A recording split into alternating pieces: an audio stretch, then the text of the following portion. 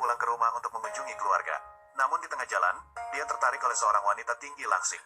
Dia terpesona oleh seorang wanita cantik dengan kaki panjang berstoking hitam. Melihatnya hingga mulutnya menganga. Melihat wanita cantik itu hampir pergi. Pemuda itu akhirnya tidak tahan dan memanggilnya. Namun dia malah dimarahi oleh wanita cantik itu. Dia memperingatkannya untuk tidak melihatnya lagi. Atau dia akan menggali mata pemuda itu. Setelah mengatakan itu, wanita cantik itu pergi dengan marah. Namun dia tidak jauh pergi. Sebuah kelompok preman yang mengendarai sepeda motor. Mereka dengan sangat menjijikkan mengelilingi dan mengganggunya. Wanita cantik itu sebenarnya ingin pergi dengan mobilnya. Namun preman-preman itu langsung menekannya di pintu mobilnya. Wanita cantik itu panik dan mengancam mereka. Ini terjadi di bawah sinar matahari terang. Jika kalian terus sembrono, aku akan melaporkan kalian ke polisi. Namun preman-preman itu tidak peduli. Melihat wanita cantik itu akan disakiti. Pemuda yang baru saja dimarahi olehnya datang dan menyelamatkan wanita cantik itu. Lepaskan aku, apa yang kamu lakukan? Siapa berani mengganggu urusanku? Melihat gerombolan preman yang banyak, pemuda itu sama sekali tidak menghiraukan mereka. Lebih baik menyerang mereka dengan cepat. Menyelesaikan preman yang suka bicara kasar. Kekuatan pemuda itu membuat wanita yang menonton terkejut. Sementara beberapa preman yang tersisa, juga dengan 3 pukulan dan 2 tendangan, pemuda itu berhasil mengalahkan mereka semua. Setelah selesai, pemuda itu baru berbalik dan memberitahu wanita itu. Pasti ada barang berharga di tubuhnya. Sekarang dia sudah menjadi target orang jahat. Tapi saat wanita itu tersadar dan ingin berterima kasih kepada pemuda, pemuda itu tiba-tiba menghilang. Hal ini membuat wanita itu jatuh cinta pada pemuda. Dia bersumpah akan menemukannya dan menyerahkan dirinya. Tidak lama kemudian, wanita itu kembali ke perusahaannya. Dia memerintahkan asistennya untuk merekrut pengawal pribadi untuknya. Ternyata dia ingin menemukan pemuda itu dengan cara ini. Bahkan dia tidak tertarik pada orang lain sama sekali. Semua ini adalah calon pengawal pribadi Anda. Saya sudah bilang, kali ini yang diincar adalah kelompok obat loyal. Mereka adalah orang dari aliansi pembunuh darah. Mereka ini semua orang yang tidak dapat diandalkan. Mereka bahkan tidak bisa melindungi diri sendiri. Bagaimana cara menjadi pengawal pribadi saya? Maaf, Tuan Sie, saya akan memeriksa lagi. Tunggu sebentar. Apa yang kamu katakan? Cantik, kamu sedang diawasi oleh seseorang. Sepertinya kamu memiliki harta karun besar di tubuhmu. Ketika kamu keluar nanti, jangan lupa bawa pengawal pribadi. Itu dia, Tuan Sie. Ada apa? Akan segera dia. Tuan Sie, orang ini telah dipenjara selama 3 tahun. Kemudian tinggal di luar negeri selama 5 tahun. Orang dengan latar belakang yang tidak jelas seperti ini. Saya khawatir. Lakukan seperti yang saya katakan.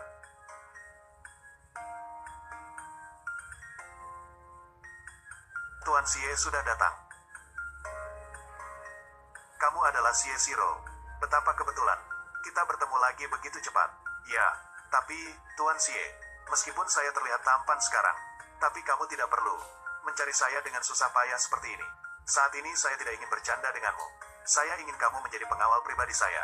Kamu juga tahu bahwa saya sedang diincar oleh seseorang. Apakah kamu memiliki kemampuan untuk melindungi saya dengan baik? Siapa yang ingin membunuhmu? Aku akan mengambil nyawanya terlebih dahulu. Baiklah, mulai sekarang. Kamu adalah pengawal pribadiku, Sie Siro. Pengawal pribadi. Gaji tahunanmu akan kuatur menjadi 1 juta.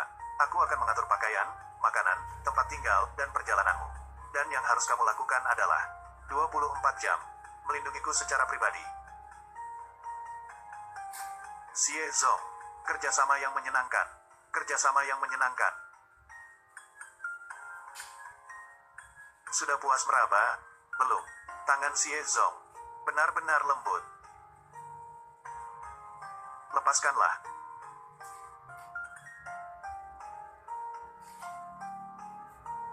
Baiklah, kakek. Aku sudah tahu. Ada apa dengan Sie Zong? Kamu Zhou. Aku ingin kamu menikah denganku. Menikah. Tidak bisa, tidak bisa, tidak bisa. Sie Zong, apakah kamu ingin memanfaatkanku? Sekarang keluar dan cari sekretaris Liu untuk mengganti pakaian. Malam ini ikut denganku ke Hotel Kunceng. Hadiri pesta ulang tahunku. Mengapa? Tidak mau? Mau. Mengapa tidak mau mendapatkan istri secara cuma-cuma? Peluk aku sebentar. Karena kamu mau. Cepat pergi.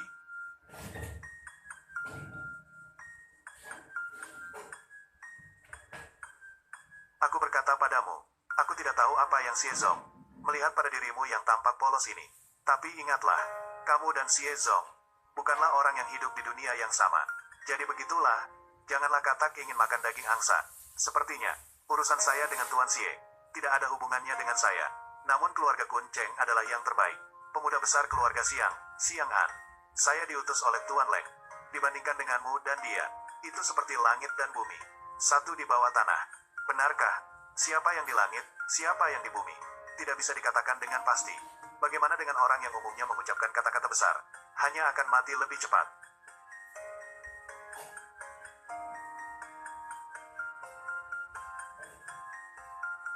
Tuan Raja, saya adalah Xiao Hongfei. Saya atas perintah Tuan Leng telah menyelidiki Xie Xirou.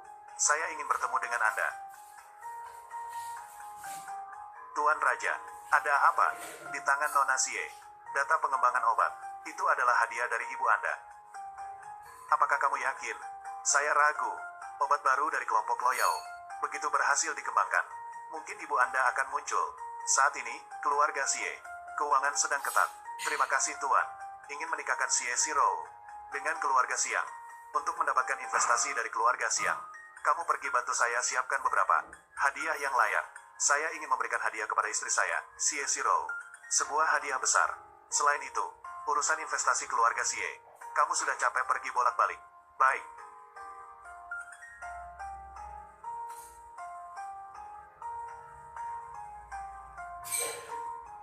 Terima kasih atas kunjungan semua orang. Ini adalah cucu perempuan saya. Acara ulang tahun Xie Xirou. Pada saat yang sama, hari ini juga merupakan hari kami, keluarga Xie. Hari memilih menantu yang baik. Hari ini, asalkan hadiah yang diberikan dapat membuat hati keluarga Xie berdebar. Putri kami, Xie Xirou, akan menikah dengan siapa? Sudah lama mendengar bahwa Xiang Sao menyukai Xie Xiao Jie. Hari ini adalah acara ulang tahun Xie Xiao Jie. Pasti hadiah ulang tahun ini pasti tidak biasa. Siapa tahu setelah hari ini, keluarga Xie dan keluarga Xiang harus mengadakan perayaan. Baiklah, kamu Xie Xirou. Ternyata kamu menggunakan saya sebagai kambing hitam. Silakan Xie Xiao Jie tampil.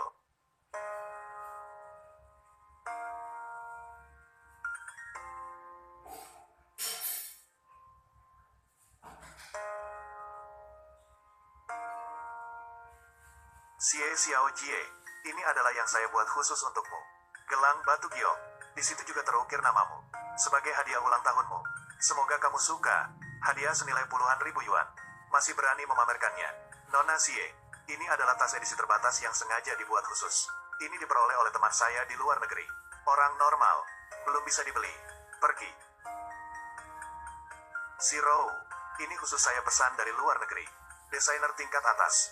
Perhiasan yang dibuat khusus untukmu. Dikenal sebagai langit yang jatuh. Dihiasi dengan batu permata biru yang paling mahal. Aku memberikannya padamu. Aku mendengar bahwa satu batu permata biru biasa harganya bisa mencapai jutaan dalam lelang. Membuat perhiasan sebesar ini pasti sangat mahal. Hanya sampah industri. Kalau bukan kamu, siapa lagi? Jangan bicara omong kosong di sini. Tuan Siang. Dia adalah orang yang kukatakan padamu. Ingin merayu bos Xie kami. Pengawal berwajah cantik. Satu pengawal yang menjijikan. Berpakaian seperti anjing. Datang untuk menghadiri pesta ulang tahun Xirou. Masih berani meragukan hadiahku. Apakah kamu tahu siapa aku? Nomor 1. Saya datang ke pesta ini tidak ada hubungannya denganmu. Xirou yang mengundangku datang. Hadiahmu, itu hanya sampah. Kamu penjaga keamanan yang busuk. Melindungi majikan adalah tugasmu. Kamu masih berani bicara. Itu adalah undangan dari Xirou. Dia tidak salah mengatakannya. Aku yang mengundangnya secara pribadi. Kamu bilang apa? Semua yang hadir. Hari ini aku akan mengumumkan sesuatu. Namanya adalah Ye Zhou. Dia suamiku. Bukan. Xirou. Jangan bercanda. Apakah kamu merasa bahwa hadiah yang kuberikan kamu tidak puas? Itulah sebabnya kamu hanya barang seperti ini berani diperlihatkan. Buka matamu lebar-lebar. Lihatlah dengan jelas. Ini adalah liontin langit biru senilai jutaan. Jumlahnya sangat langka di seluruh dunia. Kamu penjaga keamanan yang busuk ini berani mencemooh hadiah dari Xiang Sao. Tidak melihat apa yang bisa kamu berikan. Melihatmu seperti ini. Tabunganmu dari kepala hingga kaki. Hanya beberapa ratus yuan. Berani berbicara besar di sini. Mengatakan hal seperti ini. Benar-benar lucu.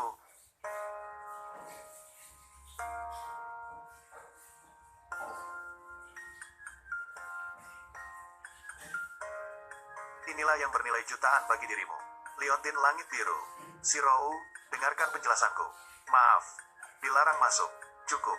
Zero, ini orang yang kamu pilih. Hadiah yang layak. Tidak bisa mengeluarkannya. Berani-beraninya di rumah keluarga Xie. Mengacau di pesta. Aku sudah bilang padamu sejak dulu. Kamu harus menikahi Xiang Sao dengan jujur. Kakek. Baiklah. Kakek bicara dengan baik sekali. Kamu hanya perlu menikah dengan jujur denganku. Kita bersama sekarang. Aku akan meminta ayahku untuk menginvestasikan lagi. Mengisi kekosongan dana keluarga Xie. Mengisi kekosongan dana. Tidak perlu. Hadiah dan dana. Aku sudah meminta Xiao Hongfei untuk mengirimkannya. Apa katamu? Kamu tahu siapa Xiao Hongfei? Apakah kamu tahu siapa Xiao Hongfei? Aku bicara tentang Ye Zhou. Kamu berani sekali berkata begitu. Minta Xiao Hongfei mengirim uang ke sini. Dia adalah orang terkaya pertama di Dacia. Kamu benar-benar menganggap dirimu penting. Ye Zhou, berhenti bicara. Bicara kacau dan tidak jelas. Aku akan segera mengirim seseorang untuk memberitahu Xiao Hongfei. Tangkap anak nakal ini untukku. Kakek, jangan marah. Ye Zhou tidak dengan sengaja. Saya melakukannya dengan sengaja. Sebenarnya, aku masih menghormati wajah Xie Zhou. Ingin meminta Xiao Hongfei untuk menginvestasikan uang ke keluarga Xie. Tapi melihat sikap kalian, aku memutuskan untuk mengubah keputusanku. Karena keluarga Xie tidak pantas. Kamu, kakek. Tenanglah, orang ini kuserahkan padaku. Pengawal busuk, kamu benar-benar menganggap dirimu penting, kan? Datanglah. Hancurkan anak kecil yang tidak tahu diri ini. Buang dia untukku.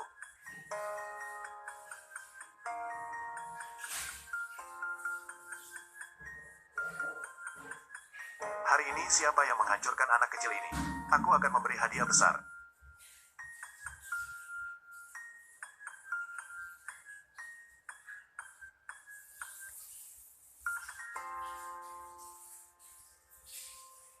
Sekelompok sampah.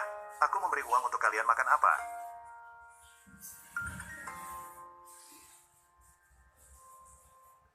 Xiang Sao, apakah Anda baik-baik saja? Zhou, jangan bermain-main. Identitasnya sama sekali tidak pantas untukmu. Aku tahu, kamu dengan sengaja mencari seseorang untuk berpura-pura. Mencegah pernikahan. Ini tidak berguna. Kakek, Xie Lao, jika dikatakan, Zhou bisa mendapatkan investasi sendiri. Apakah dia tidak akan dipaksa menikah? Ya, tapi dia tidak bisa melakukannya sekarang. Jadi, dia sekarang hanya harus mengikuti pengaturan keluarga. Siapa bilang dia tidak bisa mendapatkannya? Hari ini saya kebetulan menyiapkan hadiah ulang tahun untuknya. Pasti akan segera dikirim. Apakah kamu tahu apa yang kamu katakan? Hutang keluarga Xie sekarang mencapai 500 juta. Apa yang kamu berikan yang bisa bernilai 500 juta? Saya sudah bilang, Xiao Hongfei akan segera tiba. Xiao Hongfei, tidak tahu masih mengira, Xiao Hongfei adalah adikmu. Apakah kamu tahu siapa Xiao Hongfei? Hanya kamu yang seperti ini. Kamu bahkan tidak pantas mengangkat sepatu Xiao Hongfei. Orang terkaya pertama di Daxia. Xiao Hongfei sudah tiba. Buka. Tuan Xiao, bisakah Anda datang menghadiri pesta ulang tahun cucu perempuan saya? Jika bisa memberitahu, saya pasti akan mengirim seseorang untuk menjemput Anda. Nona Xie, selamat ulang tahun. Silakan lihat.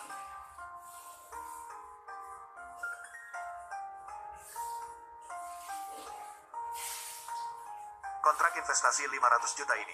Dan keuntungannya hanya 30%. Tuan Xiao, ini. Kontrak ini. Ini adalah hadiah ulang tahun dari Mer Ye untukmu. Semoga kamu menyukainya. Minta maaf kepada Tuan Ye segera. Menipu Xiao Hongfei. Dia sedang berada di pameran internasional. Mer Xie Hop. Apa hubungannya sebenarnya?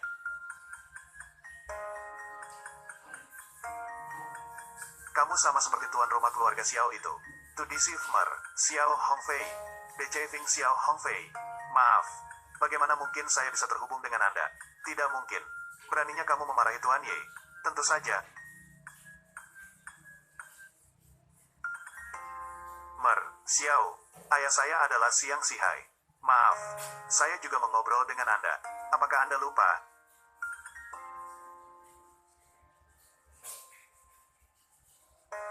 Maaf. Apakah Anda lupa?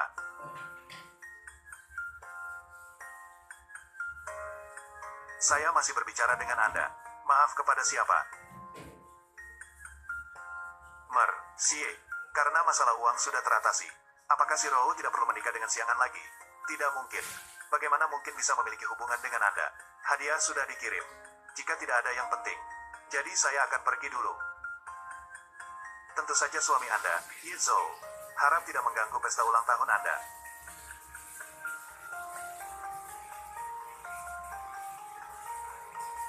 Kamu ini sama dengan tuan rumah keluarga Xiao. Apa hubungannya sebenarnya? Kamu seorang pengecut, berani menggunakan identitas tuan muda besar keluarga Ye, menipu Xiao Hongfei. Kehormatan keluarga Ye kamu. Tolong panggil Xiao Hongfei. Kamu terlalu menganggap tinggi keluarga Ye. Diam, Ye Zhou. Jelas-jelas kamu menggunakan nama keluarga Ye, menipu semua orang di sini. Kamu serius dengan perkataanmu ini? Tentu saja, kamu tidak berpikir. Hanya dia yang tidak berguna seperti itu. Bagaimana kamu bisa mengenal Xiao Hongfei? Argumennya masuk akal. Kamu Zhou, pergilah sekarang juga. Keluarga Xie tidak menyambutmu.